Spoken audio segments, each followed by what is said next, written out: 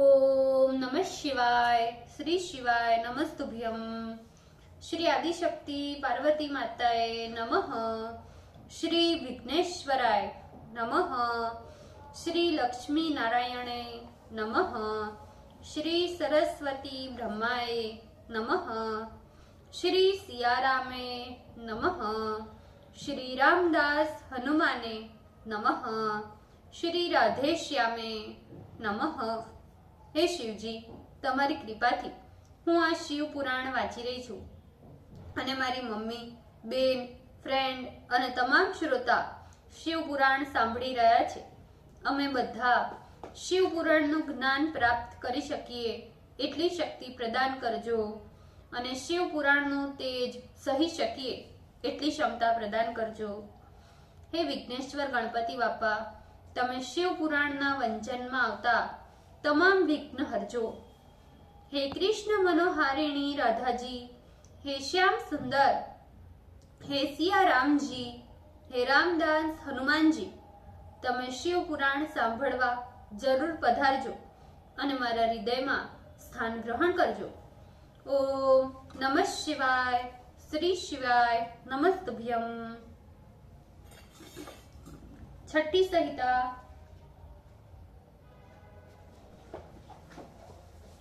विषम अध्याय, page number 1624। यतियों का क्षौर कर्म और उसके स्नान आदि आचार का वर्णन। स्कंद जी बोले, हे वामदेव, हे मुने, अब मैं स्नान और क्षौर विधि कहता हूँ, जिसके करने से यतियों की परम शुद्धि होती है। हे मुनीश्वर, योगपट्ट की विधि प्राप्त कर जब शिष्य पूर्ण व्रती हो जाए तब क्षौर कर्म के लिए सन्नग्ध हो जाए। गुरु को नमस्कार कर उनसे आज्ञा ले, तदंतर शीर प्रक्षालन कर आचमन करे और वस्त्र पहनकर क्षौर कर्म कराए। नापित का वस्त्र प्रक्षालित करावे, उसका क्षुरा मिट्टी और जल से शुद्ध करवा ले। उस नापित के हाथ में मिट्टी देकर कहे कि इस मिट्टी से हाथ शुद्ध करे। इस प्रकार प्रक्षालित क्षुरे को शिव शिव कहते हुए किसी पत्र पर स्थापित करे और फिर अनामिका एवं अंगूठे को अभिमंत्रित कर उन दोनों उंगलियों से नेत्र बंद करे। अस्त्र मंत्र से नेत्रों को खोलकर क्षौर के साधनभूत शुरा को देखे। 12 बार अभिमंत्रित कर अस्त्र मंत्र से क्षुरे को पुनः प्रक्षालित करे। प्रणव उच्चारण कर नापित के हाथ में शुरा देकर दाहिनी ओर से क्षौर क्रिया कराए। तदपश्चात कुछ आगे के बालों को कटवाकर पीछे से सारे बालों का वपन करे। बालों को तथा हाथ पैर के नखों को पत्ते पर रखकर अन्यत्र फेंक दे, उसे पृथ्वी पर न रखे। पुनः बेल, पीपल एवं तुलसी आदि पवित्र स्थान की मिट्टी लेकर 12 बार जल में डुबकी लगा किनारे पर बैठे। उस मृतिका का 3 भाग करे, उसे शुद्ध स्थान पर रखकर पुनः 1 का 3 भाग कर पुनः प्रोक्षण कर अस्त्र मंत्र से अभिमंत्रित करे। उसमें से 1 भाग मृतिका लेकर दूसरे हाथ में भी उसे रखकर 12 बार हाथों में लेप कर जल से दोनों हाथों को धो दे। 1 भाग के दोनों पैरों में और शेष 1 भाग को मुख में लगाकर जल से धोकर जल में प्रवेश कर ले। फिर दूसरी मृतिका का भाग लेकर 12 बार सिर से मुख पर्यंत लेप कर स्नान करे। तट पर जाकर 16 कुल्ली कर 2 बार आचमन करे। पुनः ओंकार पूर्वक 16 प्राणायाम करे। शेष मृतिका को लेकर उसके 3 भाग करे। उसमें से 1 भाग लेकर कटी शौच और 5 शौच करे। तदंतर 2 बार आचमन करे। 16 बार ओंकार पढ़कर मौन हो जाई और प्राणायाम करे। फिर दूसरे भाग को लेकर उसे दोनों जांघों पर रखकर प्रणव से 3 भाग करें। पुनः प्रोक्षण कर उसे 7 बार अभिमंत्रित करें।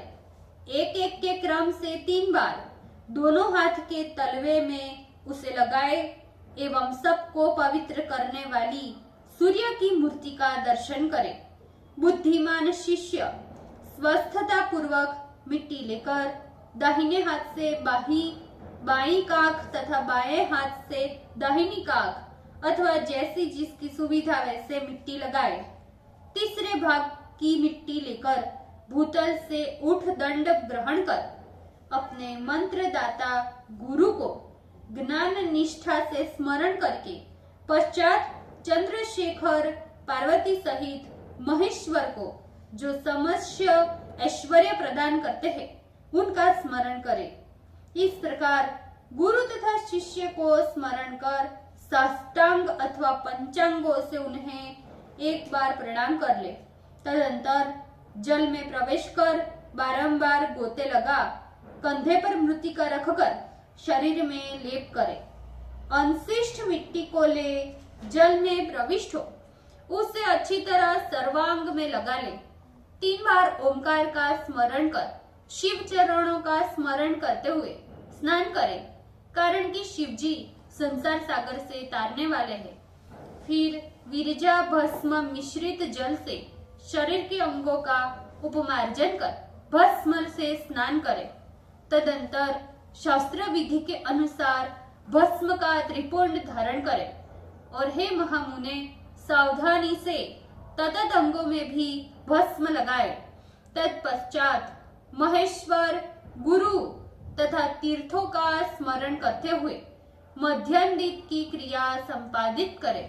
हे मुने, परम भक्ति से ज्ञान दाता त्रिलोक रक्षक सांब सदाशिव का पूजन करें।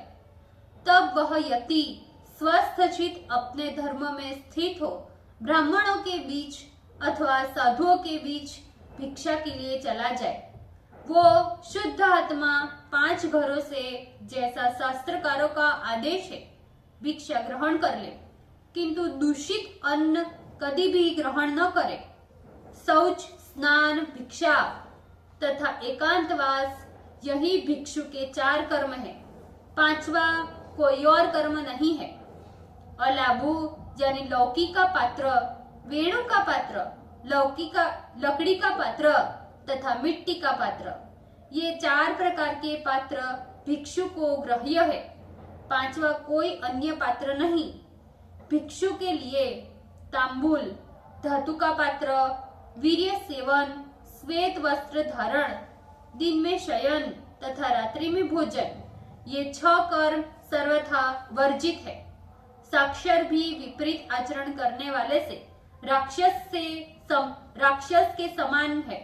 इसलिए यति को कभी भी विपरीत आचरण नहीं करना चाहिए। शुद्धि के लिए यति को क्षौर एवं स्नान यत्न पूर्वक करना चाहिए और शुद्ध सनातन शिव तत्व का स्मरण करते रहना चाहिए। हे मुनि श्रेष्ठ, इस प्रकार आपके स्नेह के कारण क्षौर और स्नान की विधि मैंने कही।